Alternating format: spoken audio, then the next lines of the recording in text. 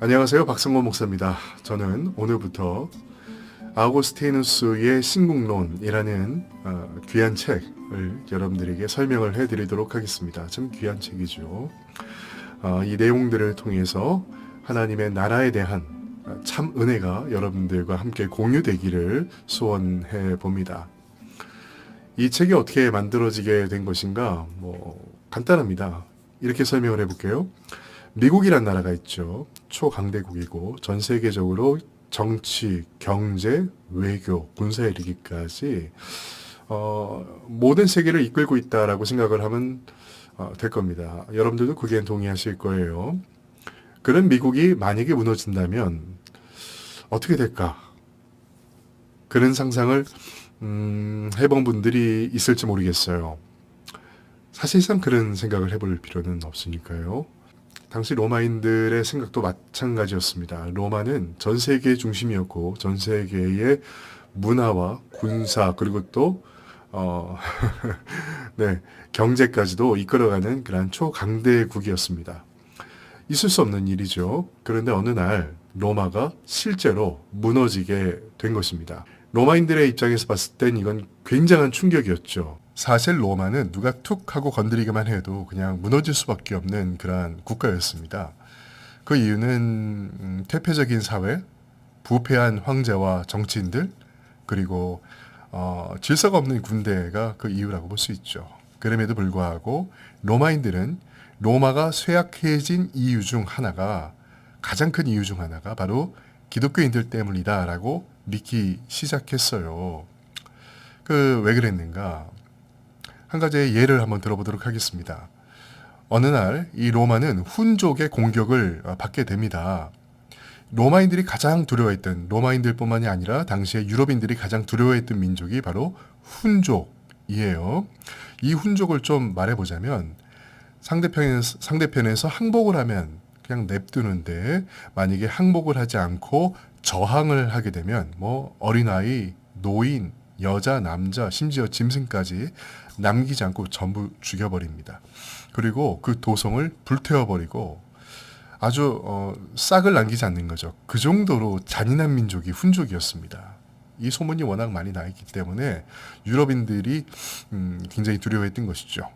그리고 이 사람들이 말을 타는 데는 굉장히 선수입니다.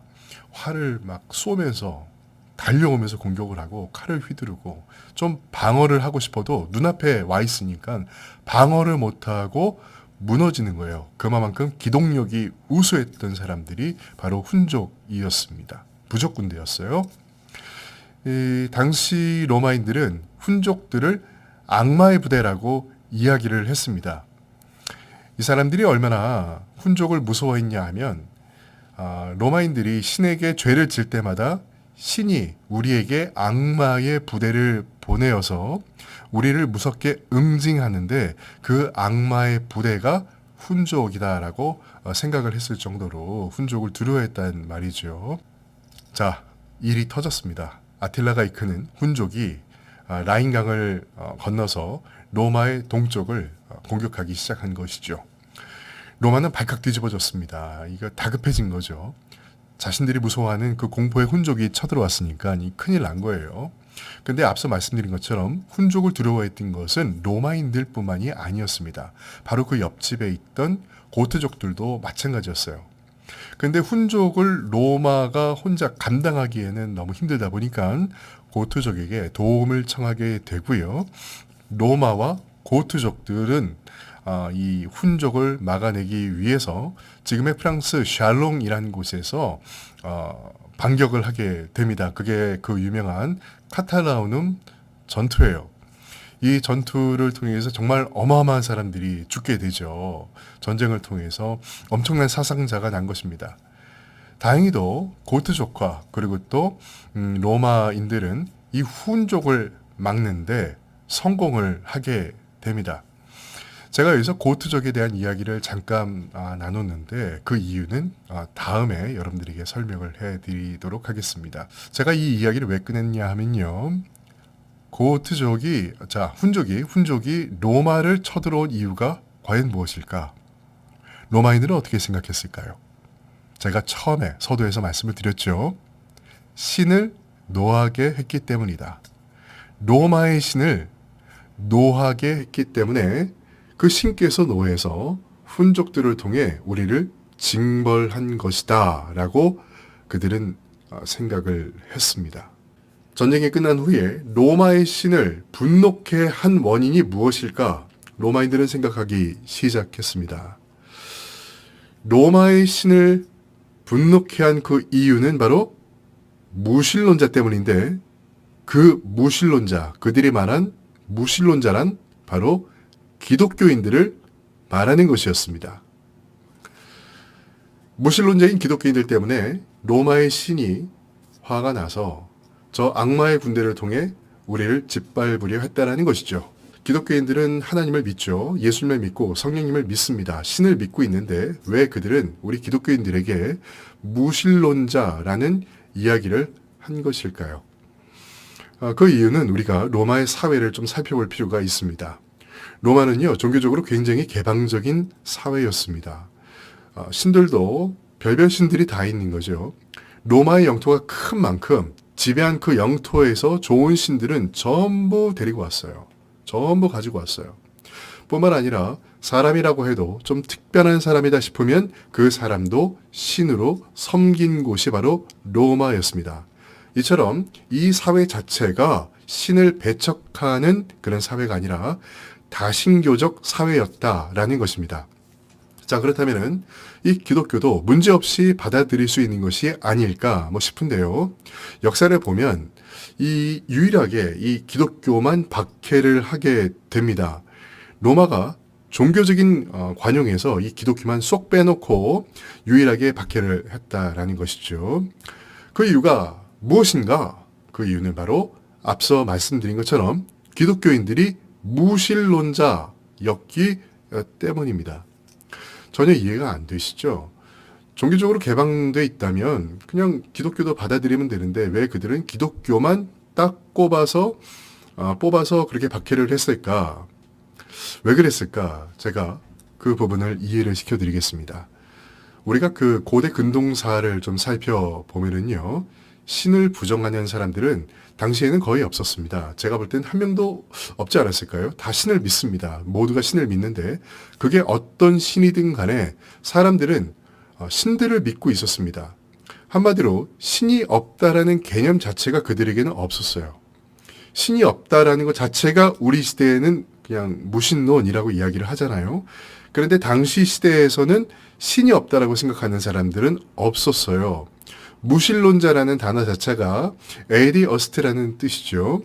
근데 이것이 신의 존재를 부정한다라는 그런 뜻이 아니라 우리가 믿고 있는 전통적인 신을 부정하는 또는 경시하는 또는 거부하는 사람들, 그런 사람들을 로마에서는 무신론자다라고 이야기를 했습니다.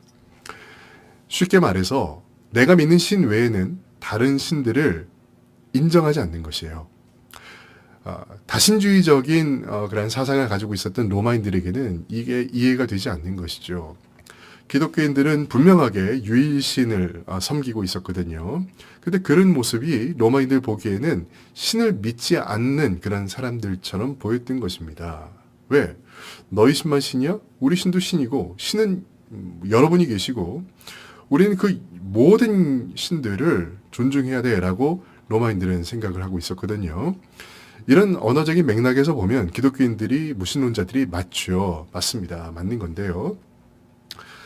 요즘도 좀 그런 분위기가 있죠. WCC라고 해서 종교 통합의 분위기가 있습니다. 김사만 목사가 이끄는 그런 부분들이 있는데 전 개인적으로는 맞지 않다라고 생각을 합니다. 자, 아무튼 기독교인들은 하나님 외에 절대 다른 신을 인정하지도 않았고요.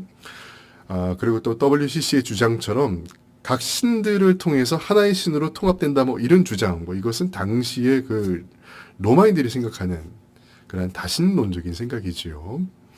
기독교인들은 나 외에 다른 신을 섬기지 말라는 십계명을 마음속에 품고 있었습니다. 이러한 모습들이 로마인들에게는 익숙치 않은 종교가 아니었다라는 것이에요. 그리고 기독교인들에게는 아주 독특한 종교 방식이 있었으니 그것은 바로 전도였습니다. 전도. 로마는 앞서 말씀드린 것처럼 다신교적 국가예요. 신들이 아주 많이 있죠. 그렇기 때문에 당시 로마인들은 서로에게, 그러니까 서로가 믿는 신들을 존중해 주는 분위기였고, 부정하지도 않았고 자기가 믿는 신을 믿으라고 강요도 하지 않았단 말이에요. 그런데 기독교인들이 하는 말이 오직 유대의 신만이 참신이고 너희들이 믿는 신들은 전부 다 우상이다. 잘못된 거다. 그게는 구원이 없다. 너희들이 예수님을 믿어야지만 저 하늘 천국에 갈 수 있을 것이다. 구원받을 수 있을 것이다. 라고 이야기를 하면서 전도를 했단 말이죠. 당시 이러한 독특한 기독교의 전도 그리고 또 신앙 자체는요, 사법적인 처벌을 받을 수 있는 충분한 근거가 됐습니다. 왜 그러냐면요, 로마인들은 로마를 발전시킨 그 원인 자체가 신에게 있다라고 생각을 했습니다. 우리가 신을 섬기고 또 신을 모셨기 때문에 그 신이 우리에게 베풀어준 은혜다. 뭐 이렇게 생각을 한 것이죠. 그래서 나라마다 그리고 도시마다 섬기는 신들이 다 있었단 말이에요. 그런데 이 신을 섬기지 않고 부정하는 행위는 곧 뭘까요? 바로 국가를 반역하는 행위겠죠. 왜? 신을 노하게 할 것이니까. 신을 노하게 하면 어떻게 하겠습니까? 그 신이 로마에게 벌을 내릴 게 뻔하니까 그것은 국가적으로 봤을 때에도 이건 반역행위다 라고 그들은 믿기 시작한 것입니다. 자, 이런 식으로 나라가 어려워진 이유가 기독교인들 때문이다 라고 로마인들은 대부분이 생각하기 시작했습니다. 그런 분위기가 이제 나라 전체에 퍼지기 시작한 것이죠. 당시에 그 독실한 기독교인이었던 볼리시아누스란 사람과 그리고 또 한 명의 독실한 기독교인이자 이 행정 관료였던 마르켈리우스가 서로 만나서 이 부분을 함께 이야기를 하기 시작합니다. 분위기가 심상치 않게 돌아가고 이 모든 원인이 기독교인들에게 몰아가는 것 같으니 여기에 대해서 우리가 좀 어떤 대책을 세워야 되지 않겠소? 라고 서로가 이야기를 하게 되고요. 마르켈리누스는 바로 아우구스티누스에게 찾아가서 이것을 반증할 만한 그러한 글을 써달라고 부탁을 하게 되었으니 바로 그 책이 여러분들과 함께 앞으로 나누어볼 신국론, 새로운 나라에 대한 이야기입니다. 그 책에서는 진정한 나라라는 것은 사람이 세운 것이 아니라 완전한 나라라는 것은 오직 하나님의 나라다. 이러한 부분을 기독교적으로 로마인들에게 잘 설명을 해주고 있는데요. 그 내용들 기대가 되지요. 기대가 되면 여러분 구독과 좋아요도 눌러주시기 바랍니다. 자, 다음에는요, 제1부 시대의 재앙과 하나님의 섭리라는 주제로 신국론의 문을 활짝 열어보도록 하겠습니다. 지금까지 함께해 주셔서 고맙습니다.